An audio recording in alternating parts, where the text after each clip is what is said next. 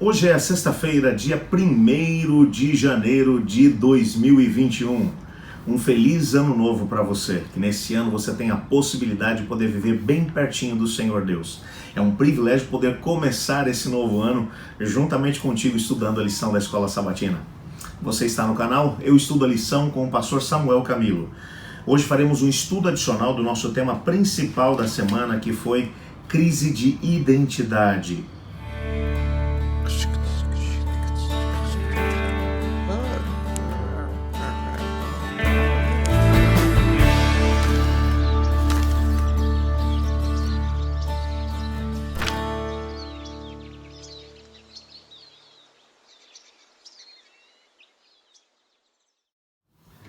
O nosso guia de estudos hoje vai trazer para a gente um resumo daquilo que foi o estudo da lição dessa semana.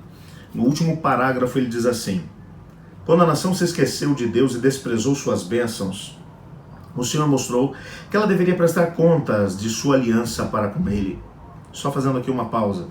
Nossa história vai trabalhar aqui a ideia de que o Senhor Deus havia tirado Israel de lá do Egito, havia colocado Israel na terra de Canaã e havia feito com que o seu povo pudesse alcançar grandes bênçãos naquele lugar.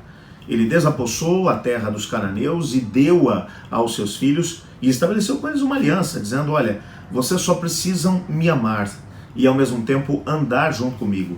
Eu vou responder a esse amor dando a vocês bênçãos sem medidas, vou proteger a terra de vocês, vou impedir que os inimigos venham sobre vocês e vou fazer com que a terra de vocês produza, com que os animais, os rebanhos de vocês cresçam cada vez mais. Darei a vocês prosperidade e felicidade, é a promessa do Senhor.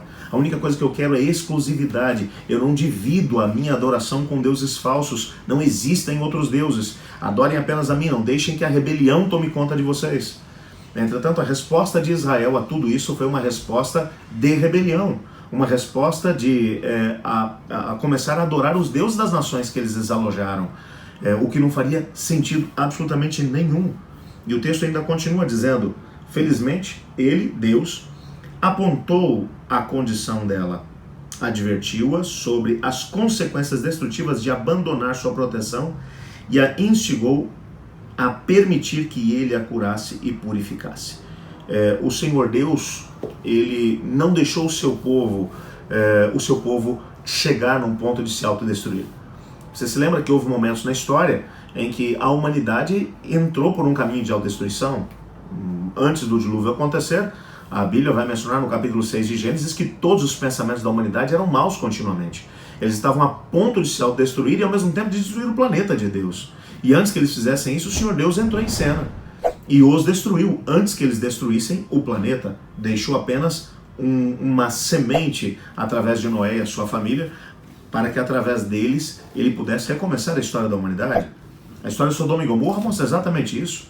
Um povo, uma nação que entrou por um caminho de autodestruição e o Senhor Deus teve que intervir antes que eles colocassem em xeque os próprios planos do Senhor Deus. E Israel estava entrando por um caminho que estava para poder chegar nesse ponto. Imoralidade, violência, adoração a deuses pagãos. A cada momento eles acabavam se tornando cada vez mais culpados diante do Senhor. E antes que eles entrassem por um caminho de autodestruição, e só lembrando que todas as profecias que o Senhor Deus havia feito sobre a vinda do Messias passavam pelo reino de Judá, passavam pela família de Davi.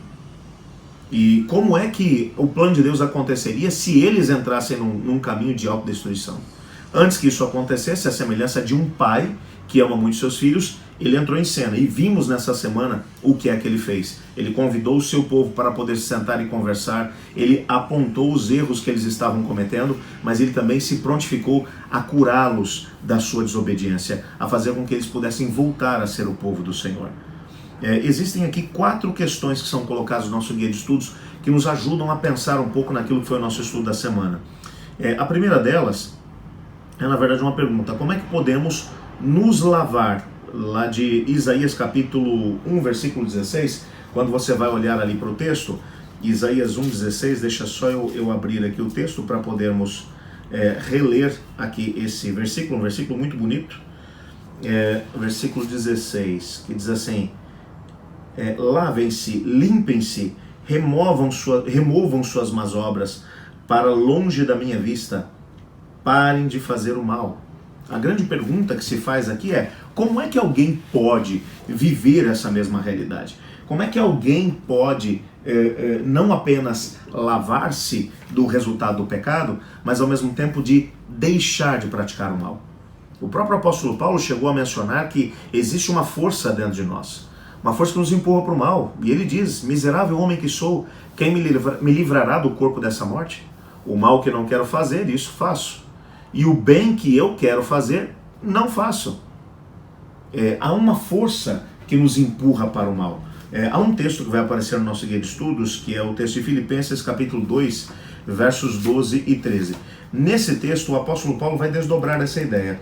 E ele vai mencionar de forma bem clara como é que nós podemos, de alguma maneira, alcançar aquilo que é o propósito do Senhor Deus e alcançarmos a felicidade, a prosperidade e sermos completamente limpos dos nossos pecados e parar de poder viver na prática constante do mal.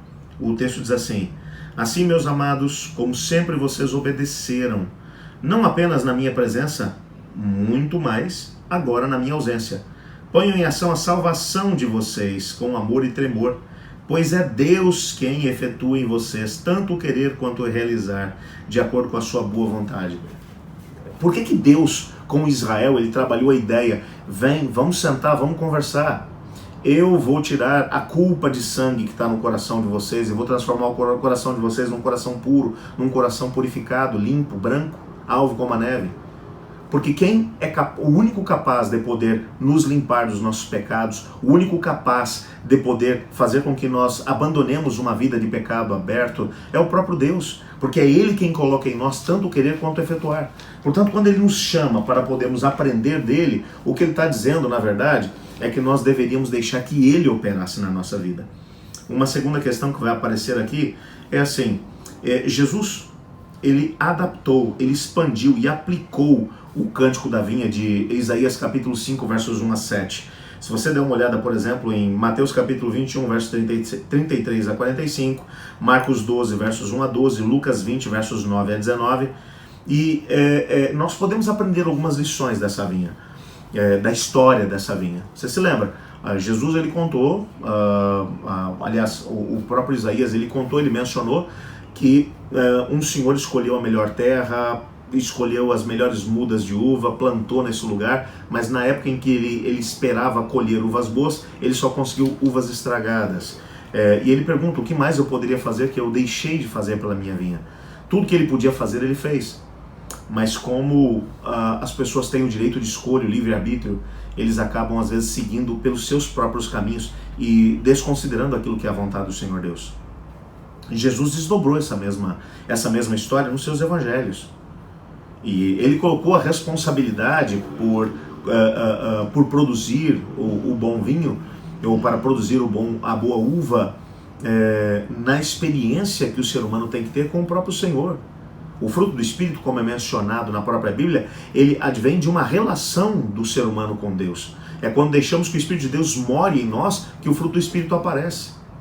De igual maneira, a mesma realidade que aparece na primeira questão sobre a capacidade de nos limpar, que é Deus quem coloca em nós tanto querer quanto efetuar, se aplica também aqui. O fruto, ele só pode aparecer no momento em que nós deixamos que o Espírito de Deus viva em nós. Mas há uma terceira questão que é colocada aqui também. Qual é a relação entre o perdão que Deus oferece e a transformação que Ele realiza na nossa vida? O que é que vem primeiro, a transformação ou o perdão? Será que isso é importante estabelecer a diferença? Transformação e perdão. O que acontece primeiro? Algumas pessoas, por exemplo, dizem assim: uma pessoa só pode ser batizada, só pode se entregar a Cristo Jesus depois que ela vencer todo o pecado. Mas o mais interessante, quando vamos para o Evangelho, a Bíblia vai dizer para a gente que Jesus, ele mencionou: vinde a mim todos que estáis cansados, sobrecarregados, eu vos aliviarei. Ele não pede para a pessoa se transformar ao vir para ele, mas no momento em que a pessoa vem para ele, o processo de transformação começa. A transformação não é algo que nós podemos efetuar. Nós dependemos de Deus para poder efetuar essa transformação. E veja, o Senhor Deus, ele é muito honesto para poder mexer em algo que não pertence a Ele. Por isso, primeiro vem o momento em que nos entregamos a Ele. Nos entregamos a Ele, entregamos nossa vontade a Ele, e então a partir desse momento, o Espírito de Deus tem autorização para poder viver dentro de nós. E a partir daí o processo de transformação começa. Ele tem início quando nos entregamos a Jesus e só vai terminar no momento do retorno de Jesus Cristo, quando aquilo que é mortal se transformar ou for revestido de imortalidade. Então, nessa perspectiva, primeiro vem, na verdade, o perdão dos pecados. Vem o momento em que nos reconciliamos com Deus. Por isso o Senhor Deus diz: olha, o coração de vocês está vermelho como carmesim, mas ele pode se tornar branco como a pura lã. Mas para isso, vem, senta, vamos conversar. Vamos acertar nossa história. Quando o ser humano se coloca à disposição de Deus, o Senhor Deus nos aceita, nos perdoa, e então começamos um processo de mudança de vida. E a última pergunta que vai aparecer aqui é: o que é que significa se colocar em oposição às providências de Deus? Quando nós entendemos aquilo que é o propósito do Senhor Deus para a nossa vida, e nós escolhemos, ao invés de viver esses princípios da palavra de Deus, nós escolhemos seguir o nosso próprio caminho, completamente alheios àquilo que é a vontade de Deus, nós estamos nos opondo às providências de Deus. Porque quando decidimos viver aquilo que é a história de Deus, Deus abre as portas. Deus providencia aquilo que é necessário para que a vontade dele seja uma realidade em nós. Mas quando decidimos viver uma história diferente daquela que foi proposta por ele, e você pode ter a certeza de que a proposta de Deus para nós é o que tem de melhor para nós. Porque Deus está acima da noção de tempo e de espaço. Então ele, conhecendo o fim antes do princípio, ele sabe quais são os melhores caminhos para nós. Louco é aquele que, entendendo esse princípio, resolve ainda assim seguir por um caminho diferente daquele apontado pelo Senhor. O único caminho que nos leva à salvação e vida eterna é o caminho do Senhor Deus. Nessa semana nós tivemos a possibilidade de poder compreender um pouco daquilo que é o propósito do Senhor para nós.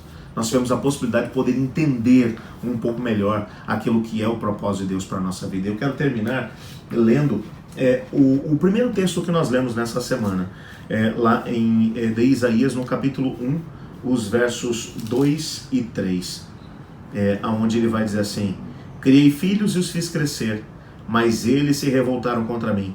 O boi reconhece o seu dono, o jumento conhece a sua manjedoura do seu proprietário, mas Israel não sabe nada. O meu povo nada compreende. O Senhor Deus aqui está descrevendo o povo de Israel. Ele está dizendo: eu criei filhos, mas eles agora não me reconhecem como seu pai. Até o jumento reconhece o seu dono. Até o boi reconhece aquele que o alimenta. Mas vocês não me reconhecem como aquele que cuida de vocês. O Senhor Deus espera que nós sejamos filhos agradecidos, filhos que compreendem aquilo que é o propósito de Deus para a nossa vida e que estão dispostos a poderem reconhecê-lo como nosso Senhor e nosso Salvador. Vamos orar pedindo a Deus para que a nossa história seja uma história diferente dessa história do povo de Israel, para que Ele nos ajude a viver aquilo que Ele planejou para nós. Obrigado, Senhor, porque em Tua palavra descobrimos que o Senhor tem planos, projetos para todos nós. E nos ajuda a podermos entender esses mesmos planos. Mas ajuda-nos também a podermos vivê-los. Nós oramos em nome de Jesus. Amém. Eu estudo a lição. E você?